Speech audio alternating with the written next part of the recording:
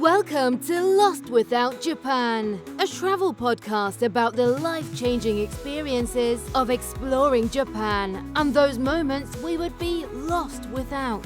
For your listening pleasure, allow me to introduce your very own Kanko Guido, Michael.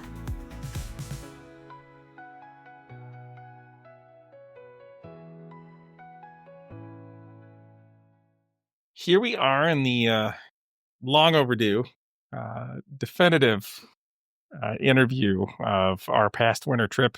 Only 3 months. And, just a Oh, should little. I not say that? But yeah, it's been a bit. A while. And we've been meaning to get together and talk, and I didn't want to let too much time pass before you're back in Japan already again, or something. So you've got some things we could talk about a little later. You're already planning your return, which is awesome, but figured we could just start off where we left off last time we talked, which was just some differences that you noticed because we'd been in summer and we were back in winter, and there were definite differences for you. So what were some of the biggest things for you that you noticed? I think the time I went in November was the best time to go in Japan. I wouldn't really go to Sapporo because it's cold, and if I wanted cold weather, I would just stay home. But Sapporo is still really cool. I like part of it, like it was the charm of Sapporo. Everyone hears it's like the winter wonderland, kind of like snowy, and like it did snow for me, and that was an experience for sure. But not exactly what I want to experience on vacation when I'm walking everywhere. But everywhere else, like Tokyo, it was like 40, 50 every day. Beautiful. The leaves were changing while I was there. Kyoto was amazing. Everything was beautiful. So I think it's really the best time to go. And everyone knows that, though. So it is still as busy as I remember it everywhere. And all that, but still fantastic. So, very, very cool. And David went and followed you to, Sapporo as well, after the fact, but it was more, later in about like a month after or change, after you were there.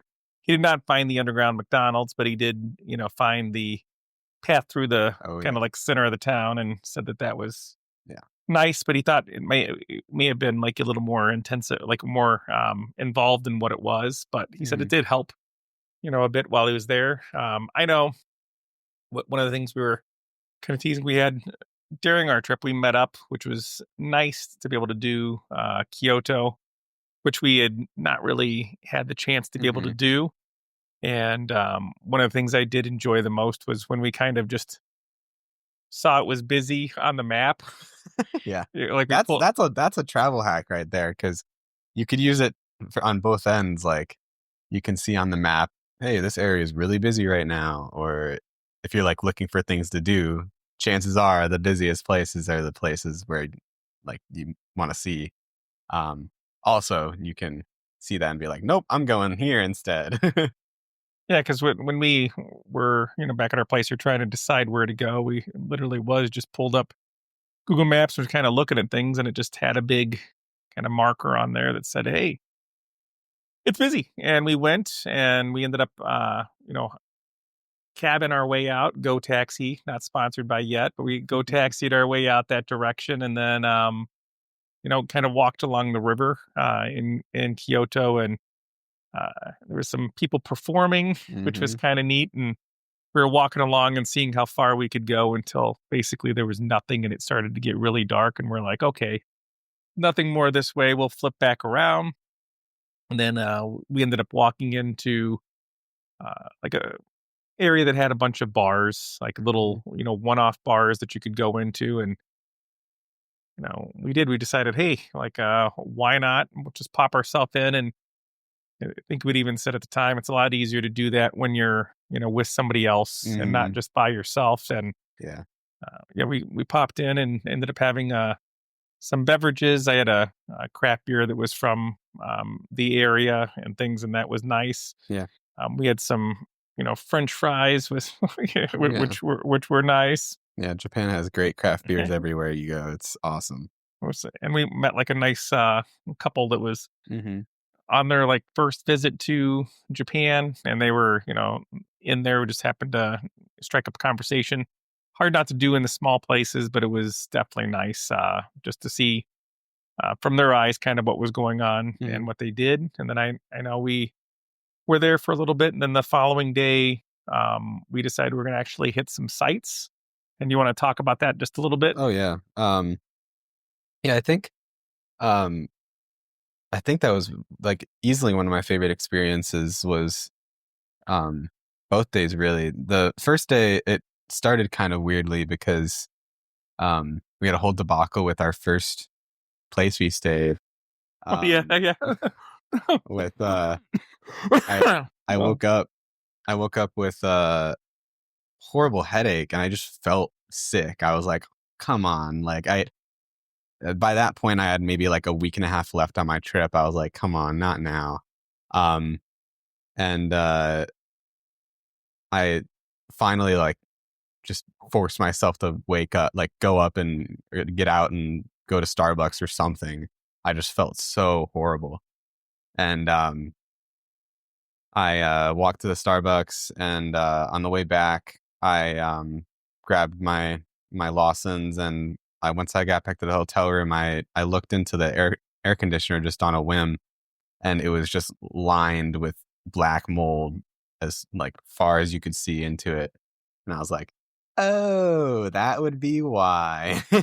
I know, like I think I was at least so tired that first night, but it was like noticeable the following day. Just, I'm going to apologize right now. I've been sick for a while now. Like I've gone through shingles and some sinus issues that I'm still kind of fighting through. And so I apologize if I cough more than normal, but yeah, we ended up reaching out to Airbnb, and they're like, hey, the guys offered to come and clean it. And I'm like, that's not going to help because like that mold is through the whole, No. place, and they're not going to be able to replace that whole air conditioning unit. And it's just going to remove it from where you can see it, but not Right. get rid of it. But The spores are still everywhere. it was no good. But we ended up finding another place, luckily. And, Yeah. that's a whole adventure, but it was nice. We at least got, refunded, which I wasn't expecting. And then, It didn't ruin our day at all either. No. Like that whole day, it was a slow start because I felt like crap in the beginning, but once I got some fresh air and we walked around for a bit, I was feeling a lot better, and we ended up that whole adventure that first day was one of my favorite experiences. And then seeing that whole district we went to, and then the next day when we did the shrines and doing the stepping stones from Lost in Translation, and the oh my god, Akio Mizudera. That was the first place we went to. That was just incredible. That whole shopping district was really cool. The leaves changing when we were at Akio Mizudera was just incredible. And then later, for some reason, my dad did not want to do Fushimi Inari with me. And once I finished, I soon discovered why he did not want to do it with me, because it is a lot. And I was not as in shape as I have been when I went in the past when I went to Japan. So it was definitely a trip, and it did not help that I oh my gosh, it did not help that it rained while I was halfway up the mountain. So I had to deal with rain, but thankfully I came equipped because you have to. And so it was still one of my favorite experiences, just because once it started raining, there were a lot less people just taking pictures, thankfully. So I just got to kind of experience the sights, and the rain kind of added to it, in my opinion. And I just listened to Sweet Trip, which I'll always associate the album that I listen to. I'm blanking on it right now, but I always associate that album with my first time going to Fushimi Inari. And then on the way back, I hit the Dragon Burger, I think it was called. So it was just really cool. So and we were going to be starting a little later. We weren't necessarily like looking to rush and jump out there because I'd literally had like 8 nights of sleep in a day. Mhm. And so we were like, hey, we'll start our day a little bit later because the secret of starting early in Kyoto is something that everyone knows. So it's like one of the worst secrets that has been kept. So like if you start early, it's beneficial, but so is everyone else. So don't Yeah. expect that to like make a huge difference. It just means you basically get more to your day. But I gotta say, we were concerned about the rain because you looked at the like the rain forecast, and I want to say it was like 1 o'clock was when it was expected to start. And so I, got us up, and then again, not sponsored the show yet. Go Taxi. Go Taxi. Shout out. Man, that came in clutch because we took that all the way to like pretty much to Kiyomizu-dera Temple, and I had forgotten just how hilly and steep Mhm. the different streets and things are, and that's an experience on of itself. But I got to say, like if you're making a day out of Kyoto, and that's going to come with enough walking You on don't its need that own. experience. No, but it was so nice just going by people that looked like they were, happy to be there, but hating life at the same time, and just kind of taxing our way up, got dropped off, Mhm. and we were able to walk through the temple, do everything that we were, take in everything that was there. And that was fantastic. And then doing the lost in translation, which was nice with you, and then getting some tea and a snack from the place that was still, open there is, always fun. Oh, yeah. That was still really cool. And then we ended up hitting some shops and stuff like that, that were in that, area. And then I think that's about the time that I pieced out because Mhm. I had made the decision I was going to go see, um, Shishimo in concert on basically the Not in Kyoto, though. not No, in no, no, Kyoto. no. No, no, no. That would make way too much sense, or even Hiroshima or Osaka. Tokyo. No, it's like I was going to go to Aomori, and I decided, maybe going to Aomori in one day to catch the concert is not what I want to do. So I ended up heading off and taking I want to say it was a good amount of trains. I want to say it was at least 5 hours worth of trains, if not a little bit more, just to get to Tokyo. And I got in, I want to say it was around like 9 something, o'clock at night, and ended up, finding a place that was right by Tokyo Station, and it was great. Again, took the taxi directly from um, like running around and stuff. Luckily, I was super close to where I was going to be checking in. Still took my cab. Uh, it's like if you find out how inexpensive it is, and Mhm. it's like, yeah, 20 minutes of walking with your backpack is not much, but not having to do it It's pretty great. it was great. And it was like no money. It was like the price of a convenience store, which is also no money. Yeah. And so I ended up dropping all my things off and going across the street just to get something to eat. Uh, got something to eat. Came back up. That was one thing that was noticed was that Sam had reminded me of, because it'd been a while since I'd been there during the winter, is that every place has their heat like on full blast, and Yeah. finding a place that has air conditioning that is under your control is Yeah. hard to find when you're It's spending like business hotel level Yeah. of money. All the hotels pretty much, unless you go really fancy, are gonna be the central heating system. So all your appas, I'm sure the dormiens are gonna be like that too. So that's something to keep in mind in the winter because, um, it's cold outside, but, my god, they make up for it and then some in the hotels, because I don't need it 90 effing degrees in the hotel room. 'Cause then like even like in the trains or like your buses, like Mhm. anything that you hopped in, it's like, yeah, they have the heat cranking. So Yeah. it's noticeable. Trains, okay, that's fine. So, but I was able to open the window to my place, which you had said. Mhm. You're like, hey, I was able to open my window in one of my places. And I'm like, what? That wouldn't happen stateside. Like, you wouldn't be able to Mhm. open your window. And I did, and I had it cracked, but it was raining, Mhm. that night and stuff. But I at least had it to where it was not, horrible. Yeah. Popped up the next day and finished the rest of I want to say it was like 6 hours worth of, Shinkansen trains to get to Aomori.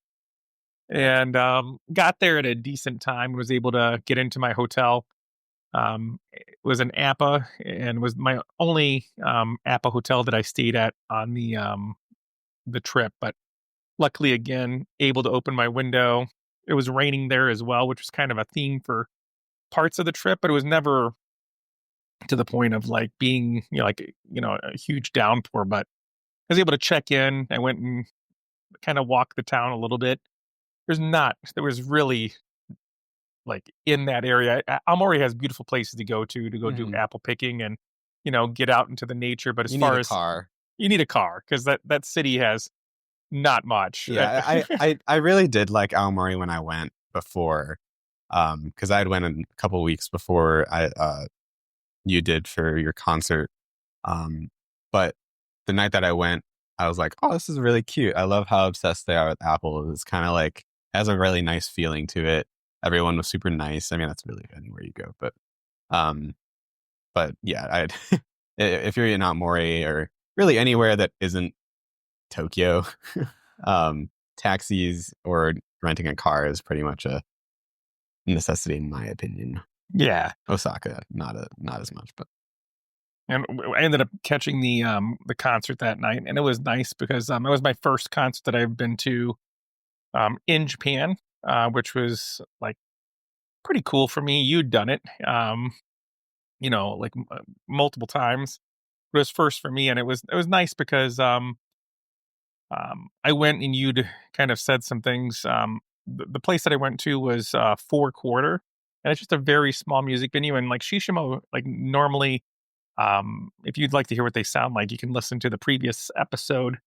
I had music from the concert from when I was there that was playing, and but it was a super small venue. I want to say that it fit like 150 people, and it was like 150 people smashed into like a very small place, and it was great. On the outside, they had all of these signs, and so it was like it was all ticket numbers. that's nice. So it was That's just more like than mine I had. yeah. So it was like your ticket was like 101, 51 to 100, 1 to 50, and so they had it kind of stepped out. But then that's like kind of where my limited Japanese comes back to bite you because what I ended up figuring out was I just put the number on my phone, like in the calculator. So when people would come up, I would just show them my my number for my ticket. Because it was just like they'd try to figure out where they were supposed to be in line. And me being like a foreigner and like an older guy, I'm sure as well doesn't help things. But they would want like it'd be hard for them to come up to even discuss with me where their ticket was and stuff, like where the spot was. But I was there and I just kind of took it. I just moved further back in the line I needed to. Like I just kind of gauged. I'm like, okay, I'm probably here, and I'm just going to move further back. But it was like I wish that's one thing I do wish like either I'd been with somebody who had more Japanese or just more Japanese myself, because I had an extra ticket and there was a guy that was there by himself and he was in one of the lines that was further back. And like in the States, but you'd go up to somebody and say, hey, I have tickets to the concert that's you're going to as well, and the seats are better. Would you like this ticket? And people are going to be like, Yeah. sure. Especially if it's free. Like, you know what I mean? Like, they're not going to be anything about it. But yeah, I couldn't give my ticket away to save my life there because everyone was like, no, this is my ticket. This is what I have, assigned to me. Even if it's a better seat, I'm not going to do it. And I was just like, that was kind of caught me off guard. But the concert was great. It was funny. Like I was trying to figure out, all of what they were saying. And at one part, they were like, hey, where are you from? And I was figuring it out. Somebody was like, so-and-so place, and somebody said Osaka. And they're like, oh, so far, And that's when I was like Chicago, and that's where I got lost. Is what they're saying. And I was able to eventually figure out. I'm like, oh, they're asking what do I do, and I'm like, I'm a teacher, and that's how I got here and stuff. But it was a blast. The concert itself was more than 2 hours, and it was worth every penny that I paid for it. And I would like 10 out of 10 go see them again. Probably try to break it up a bit, but I had such a short period of time to be there was like just making the most of each day. And that led me to my following day where we said we're going to like take pictures and do like a little video montage of like your day versus mine. So I'll let you talk about your day. But that day after the concert, I spent 10 and a half hours on trains, including like the transitioning between those trains just to get back to Hiroshima because we were going to meet up again to meet up with Rock and Messiah, and we're going to meet up at Messiah's new place, his bar that he'd opened in Hiroshima. So I wanted to make it back for that on that Thursday. But what did you do instead of spend 11 hours of your day, in train? Yeah, definitely not that. I've been there, done that. I'm good. That is one thing when I go back in the summer with my friends, I'm looking forward not having to do. But I went to Hiroshima. I got there early, and I got there really early actually. And immediately, as soon as I got there, I just was like immediately in a better mood because I saw stuff that was familiar, and I remembered all the good times I had last summer, and the vibe in Hiroshima is just fantastic. So everyone's super nice, and I got to my Airbnb very early, and one of the ladies who runs it was this old grandma or the mom of whoever owns the actual place, and she helped run it with her son, and the whole family was super duper nice, and they tried to talk to me, and I know a little bit more Japanese than my dad, but still not much, so I was able to be like, Chicago sundeimasu. And they're like, oh my god, Sugoi. but that's about it. So I was like, oh, yaku ga suki. And he was like, oh, Hiroshima ka. But yeah, that was super fun, and it was just nice to.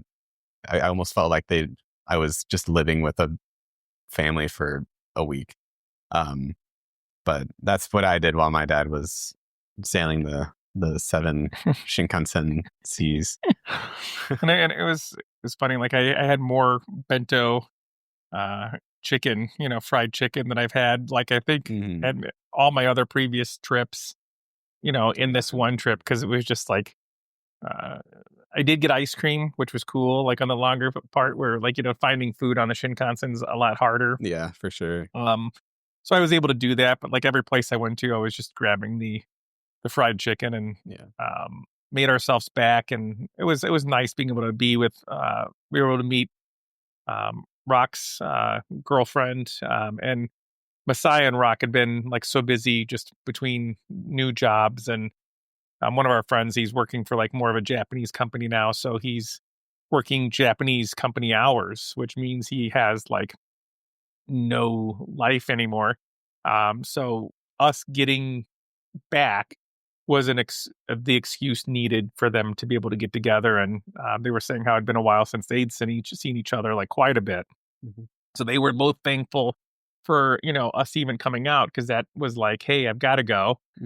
But it was so nice like getting to catch up with them, and that following day was like our day to kind of enjoy being in Hiroshima again, and it was just kind of a nice and relaxing day. I went back again, ate at his bar again, just to see him for a little bit, and kind of walked around, and it was just nice being there again. And I was saying, if I could, I said I'd go back this summer as well, and I'd be happy just flying out to Hiroshima and just staying there for a couple weeks and then coming back, like not having to really do too much. But I'm gonna be waiting, gonna be planning after my daughter, like they have a big science trip coming up this summer. So once they're done with that, we're going to start saving for, our trip, so we can go do our cat islands and, some different things than what we had. But it was just so nice to have that day kind of with you again. And we ended up eating way more chicken on the stick than Torikizoku is legit. It was so good. It was like we ate there. I don't know how many times we ate there, but it was a lot. Yeah, 3 it was or like 4. in just a week span of time. But it was fantastic every time. And we lucked out because like it does pay to walk around, but if you're in Hiroshima and the one of them, I'll let Sam say it again, the place again. What is the Torikizoku. yeah, like so if you see one on Google Maps, go to where that is, Mm-hmm. but then start walking around the area from it because there's another one that's very close. Probably a couple blocks away. Couple blocks away that doesn't show up on Google Maps. But if you can find that one, we lucked out with no wait, but we had walked by the one that was on Google Maps before that, and the place, had like people waiting. It had a line, and we were both like, Nope. Nope, we're good." But we walked a few blocks away, same place. I mean, different locations, same place. No wait. Like we got in right away. Mm-hmm. It was like fantastic way to end off things, and then then it was like that following day, I was heading back towards Osaka, my favorite place to fly out of in the world. you know, Correction. Favorite place in the world. favorite place, but yeah, I mean, it went by so quick as you think it would, and just the limited time that you had. But I know I made the most of it. Was glad to be able to be out with you in Japan again because I was Mhm. like, I didn't think it would have happened so soon.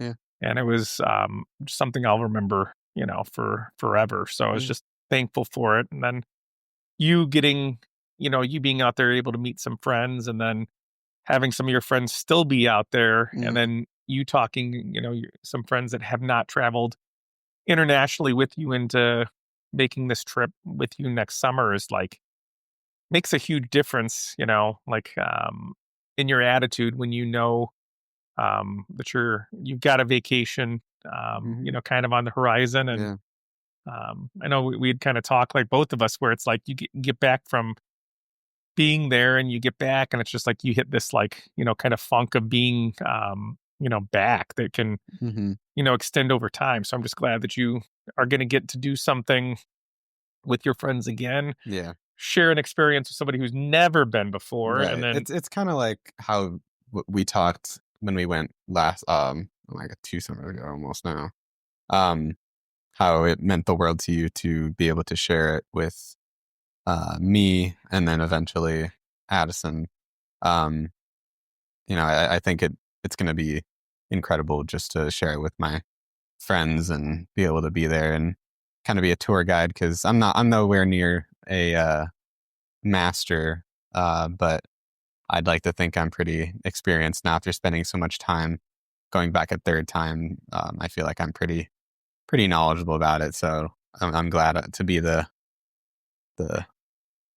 one to lean on. It'd be nice to share that experience with them. I like it, son. When we are going to be going back, it'd be nice if we're all, all there again, like Addison, myself, if we have those different things coming through. Um, that'd be huge to have it all together. Yeah. Yeah, I said, other than that, I know this is going to be a short episode for me for as far as our talks and interviews go, but hope you'll beg the forgiveness here in the fact I wanted to get this done with Sam, which we did. But like I said, I've been home this entire last week from work, trying to get back to being healthy. And so, it's either miss my first episode, and, basically the, 3 years of doing this and pushing it off for a bit, or, doing this and getting it out to you. So, hope you enjoyed us, reminiscing and rambling and, just look forward to, going to be setting up next is going to be our good times episode, coming up. And then, let's try to do a day trip. I'm a interview that I have with a gentleman who's done some photography in Japan, and going to need to set up and do those questions, and that'll be a goal of mine this week. Just to try to get those questions together, get it out to him, get it scheduled, and get some more, you know, normalcy, happening with things. My class that I'm in, I'm actually when I log off, with this or Sam sends me the file. I'm actually going to be going on submitting my assignment for my class. I'm halfway through what I need to for my endorsement. This summer, things will hit back to more of a norm for the show. So I appreciate you that. I said, but yeah, I've got like 2 weeks of time where I'm going to have no classes at night, no schoolwork that's due, and I don't know what I'm going to do with my time. So, like I said, setting up some interview questions and, doing a day trip review and things, trying to get some stuff ahead because I'm going to have surgery at the end of the month, and I'm going to be out of commission for pretty much that week of spring break. So, need to get some things in the bank before then. Otherwise, you may hear Sam's voice and not mine, just, reminiscing about his show or something, saving his dad. So, but no, other than that, thanks, Son, for hopping on again. Thank you all for listening, and, be back here soon, hopefully significantly healthier. Bye, guys. Bye.